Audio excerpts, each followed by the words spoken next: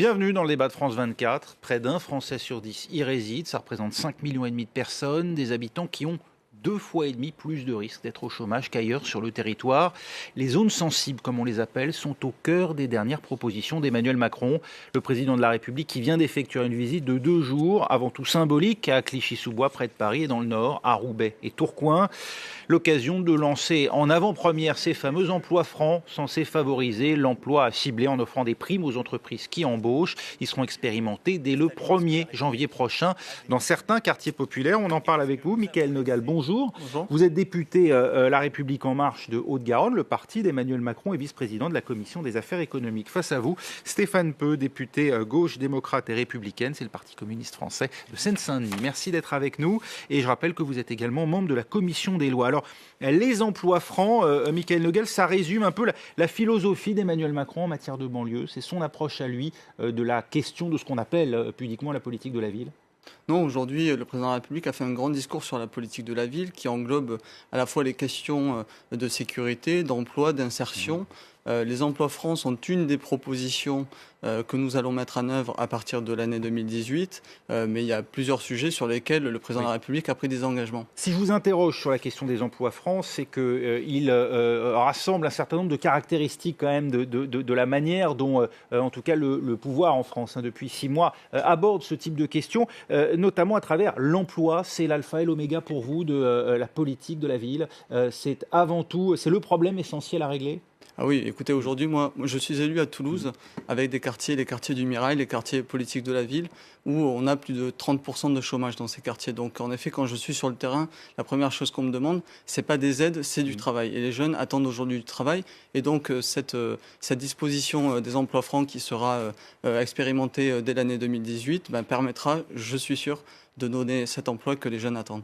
Par des mesures que d'aucuns qualifieront d'inspiration libérale. Là, on n'est pas dans les baisses de charges, mais on est dans des primes offertes aux entreprises, moyennant la création d'emplois. C'est une prime aux entreprises, par exemple, pour l'embauche d'une personne issue d'un quartier politique de la ville. Donc, qu'importe l'âge, là aussi, on a revu les critères par rapport à ce qui avait été fait par le passé. Et l'idée, c'est d'avoir notamment 15 000 euros de prime pour une personne qui sera embauchée en CDI, 15 000 euros sur 3 ans. Stéphane Peu, pour vous, c'est la réponse. Il faut aider les entreprises à embaucher, y compris à travers des mécanismes financiers, des primes, des aides. C'est pas si nouveau que ça. On a connu les zones franches, qui était aussi une incitation faite aux entreprises de s'installer dans les quartiers, moyennant des baisses de charges. Ça n'a pas très bien fonctionné, parce que ça a été très vite contourné. On y mettait des boîtes aux lettres et on allait recruter. Ça crée des effets d'aubaine. Il faut expliquer pourquoi les entreprises essayent de profiter des aides pour des emplois qu'elles auraient créés de toute manière, d'après vous. Bon, d'abord, si vous voulez, la réalité dans les quartiers, c'est qu'à diplôme équivalent, les jeunes des quartiers sont 30% de plus au chômage que le reste des jeunes du territoire. Donc il y a bien des problèmes de discrimination à l'embauche, discrimination faciès, à l'adresse. Ça, il faut s'y attaquer, parce que c'est une injustice terrible. Il en a parlé, Emmanuel Macron, on va en dire un mot dans un instant. Il n'y a pas beaucoup de mesures. Deuxièmement, il y a beaucoup d'envie de travailler dans nos quartiers. C'est si vrai d'ailleurs que l'ubérisation de la société fait que, par exemple, le premier employeur dans ma circonscription, aujourd'hui, ce sont les chauffeurs VTC. Oui. Vous le regrettez, ça ? Non, pas du tout. Mais ce sont des sous-emplois pour vous ? C'est-à-dire que on leur a vendu un système, ils y ont cru. Et aujourd'hui, un chauffeur VTC gagne la moitié d'un SMIC horaire. Il est à 4,30 €, 4,50 € de l'heure pour des semaines de travail qui sont parfois très longues. Donc, si vous voulez, il y a tout un système qui précarise, qui exclut, qui montre du doigt les jeunes de ces quartiers.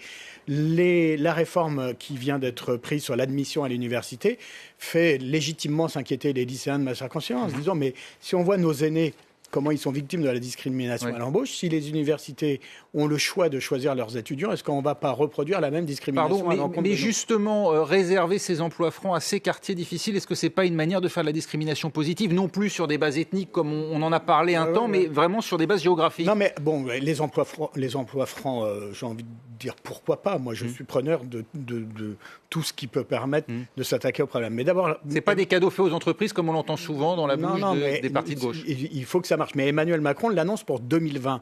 Or, si vous voulez, on a entendu de très belles... Non, pour le 1er janvier de cette année, pour un certain nombre de quartiers tests. Une petite expérimentation sur 5 avril 2018 pour 10 territoires qui seront expérimentés. 10 territoires. Mais je voudrais apporter une précision, parce que c'est aussi notre objectif, c'est de tester des politiques et puis de voir en effet comment elles peuvent évoluer et comment on peut les généraliser. Je remarque que la suppression de l'impôt sur la fortune n'est pas expérimentée. On retrouve l'accusation du président des riches. On a tout de suite supprimé l'impôt sur la fortune. On a réduit les aides au logement et on étale dans le temps un certain nombre dès 2018. Les emplois francs, ce sont en 2020. On parle de 5,5 millions de Français qui vivent dans des quartiers défavorisés, des quartiers où il y a plus de chômage, où il y a plus, où vous trouverez 40% de personnes sous le seuil de pauvreté. Donc vous dites qu'il faut concentrer l'effort et pas faire de saupoudrage.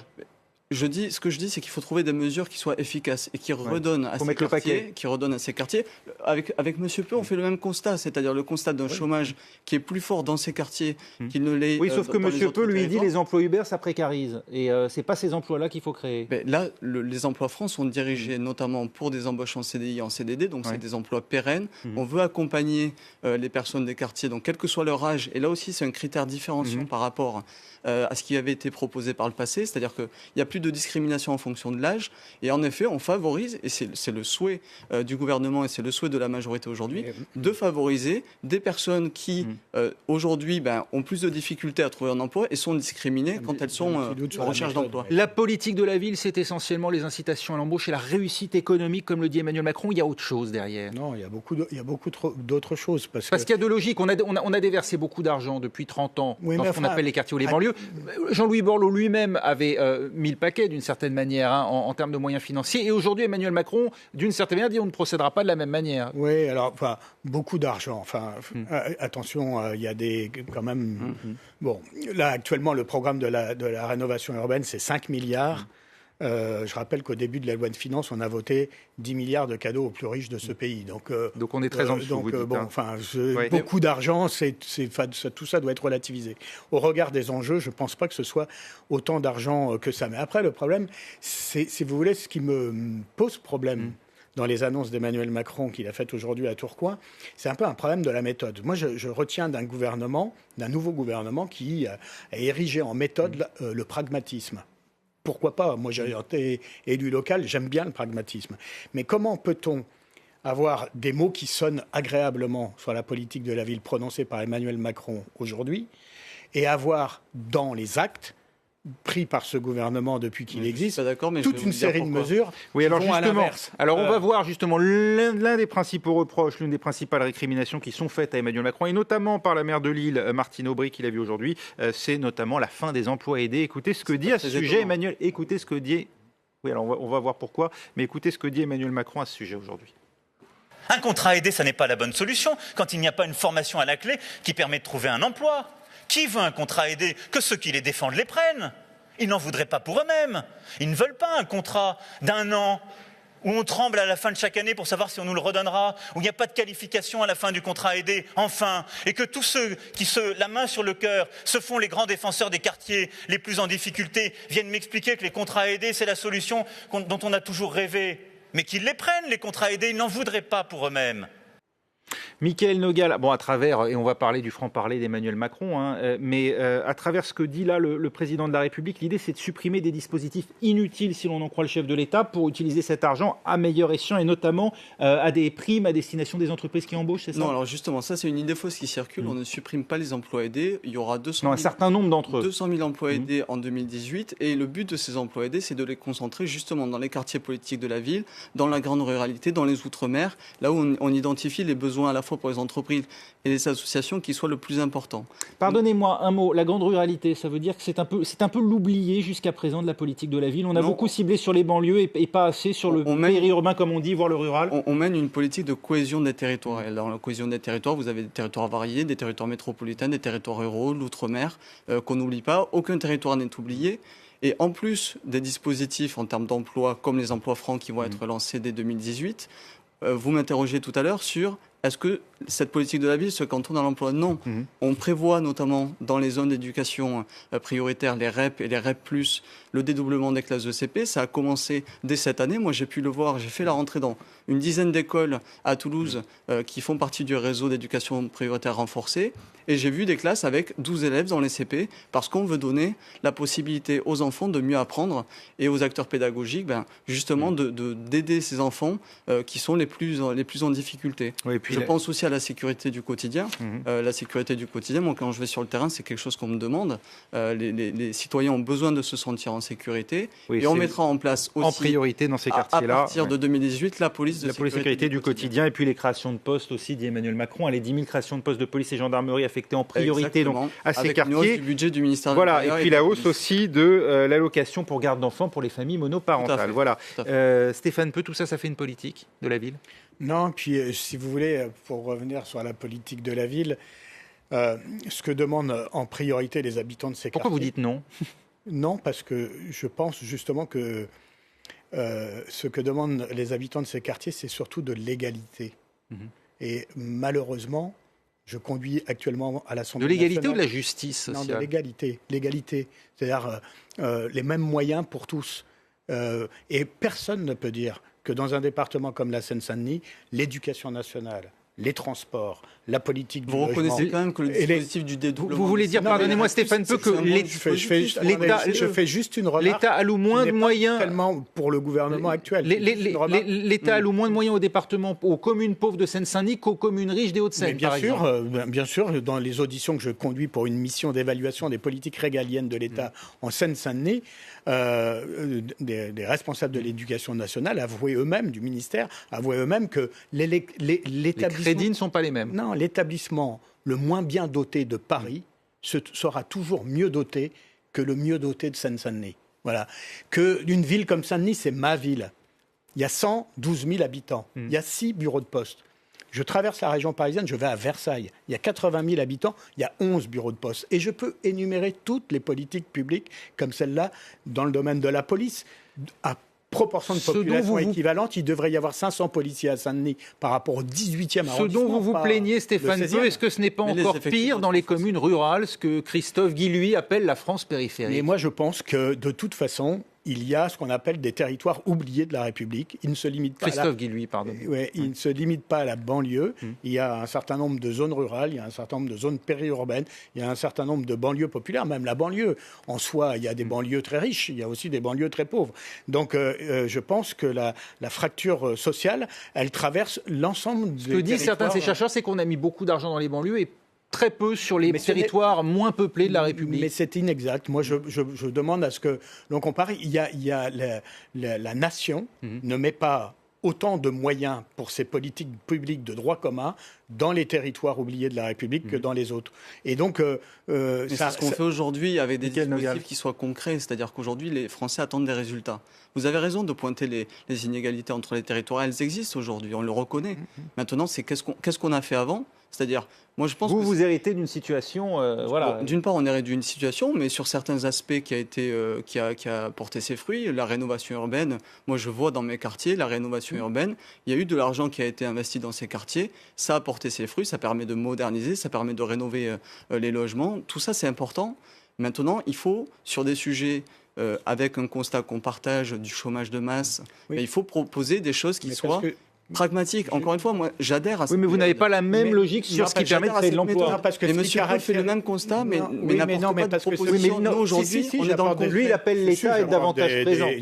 On est dans le concret. Écoutez, pour avoir dirigé, animé une ville et un office HLM d'une banlieue, des propositions et des politiques novatrices, on en a mis en œuvre. D'ailleurs, c'est une des choses qu'on nous reconnaît, c'est que cette banlieue, comme on l'appelle, elle est très créatrice. À la fois sur le plan économique, mais elle est aussi très dynamique et créatrice dans le domaine des politiques publiques. Les offices HLM, ils font ce qu'il faut justement pour la création de logements sociaux.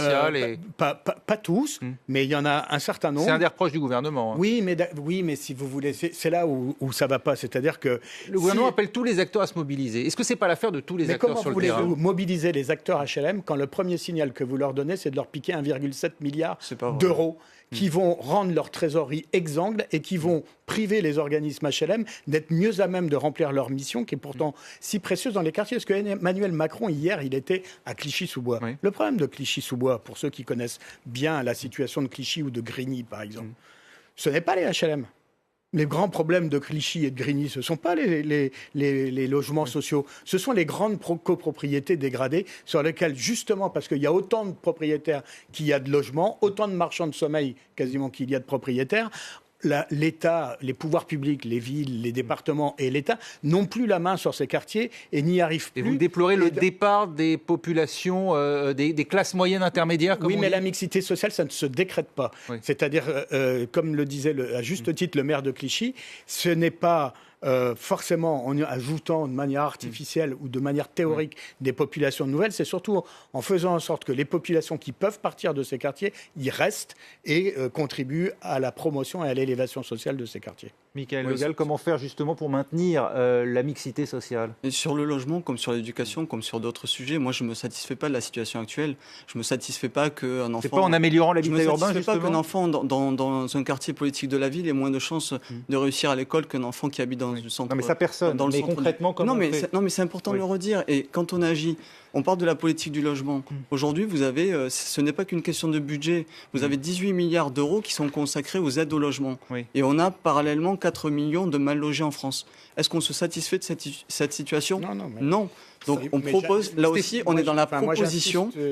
On est dans la proposition et la transformation d'un modèle. Ça passe aussi par la sécurité. Vous saluez l'annonce du chef de l'État d'une présence accrue des forces de l'ordre. Si vous voulez, pour un sujet sur lequel j'interviens beaucoup, bien évidemment, est-ce que ce sera suffisant pour rattraper le retard qui a été pris dans ces quartiers en matière de sécurité, parce qu'il y a un double problème s'agissant de la sécurité. Il y a un problème d'effectifs, c'est évident, et il y a aussi un problème de doctrine policière. Moi, je salue, et je l'ai fait depuis le début, le fait qu'en parlant de police du quotidien... On revienne à la police de proximité. J'ai un petit doute, parce que tout le monde se défend de dire que c'est surtout pas de la police de proximité. Dommage, parce que c'était très bien la police de proximité. Vous êtes pour l'îlotage. Mais bon, voilà, peu importe les mots. Mais en tout cas, moi, je me félicite du retour de la police du quotidien. Et d'ailleurs, ma ville de Saint-Denis s'est tout de suite portée volontaire. Mais allons jusqu'au bout du changement de doctrine. Il faut que la police dans ces quartiers, elle soit une police de répression, c'est bien évident, mais aussi une police de présence et de protection des populations. Merci, c'est le but a priori. Oui, mais merci beaucoup. On a un peu limité la police à un rôle uniquement répressif ces dernières années. La protection passant aussi par la répression. Oui. Merci beaucoup Stéphane Peu d'avoir été notre invité. Merci également Michael Nogal. Voilà, c'est la fin de ce débat. Restez avec nous aussi dans un instant. Un nouveau journal sur France 24.